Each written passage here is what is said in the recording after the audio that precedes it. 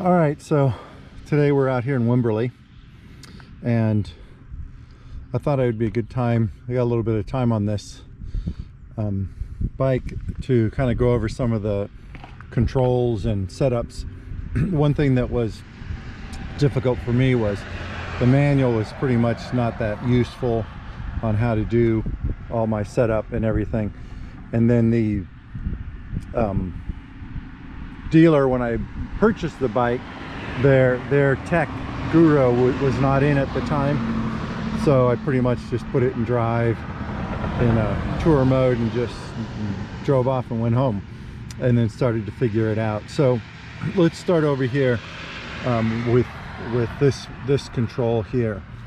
So the main thing is you got your mode button, which cycles through your modes. We'll turn it on here in a minute.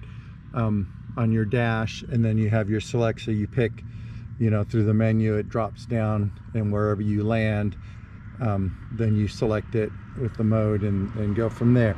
That's the most basics. You have your shift down, and then you have your shift up, which is quite useful for even when you're in automatic mode, because you will anticipate a hill or a curve and you can downshift, or if you don't like the gear that it's in, you can downshift and upshift and so on. So I find that really convenient. You know, once I start playing around with the modes a little bit more, you know, I can kind of fine tune it for that. On this side we have the drive and the sports, and then the automatic and manual transmission, your neutral. That's pretty much all you need on this side, and of course your stop and start. So we'll go ahead and turn this on. So what we have here is the your mode button. So now we're in the total mileage, and we can go to our trip meter from there. You have our fuel range, and there's other options in there. We got our temp. So then we're back up to the mode, and then now we can switch through our gravel.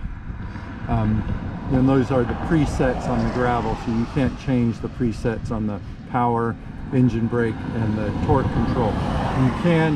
You can do the torque control with this over here.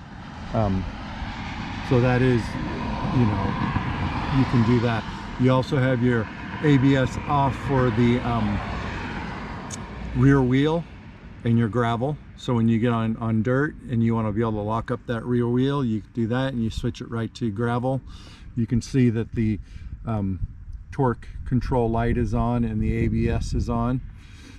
So then, you know, we can go through these modes, and then urban, those are your presets, and then you have tour, which is a preset, and then you have user, which you can modify. I haven't gotten into that yet. I want to get through the break-in period, and then we go from there. And then, so once you're in the one that you want, let's say you're in urban, then you can go over and you can, I'm not sure if it has to be in gear. I think it has to be in gear. Then you can go over here and you can do your sports mode and so on. So I found it difficult at first because there was really nothing on the internet, nothing on YouTube that really explained this 2019 of how to do this. It was pretty complicated, and once I figured it out, it's pretty easy. So selecting your modes, you know, and then once you get to there, then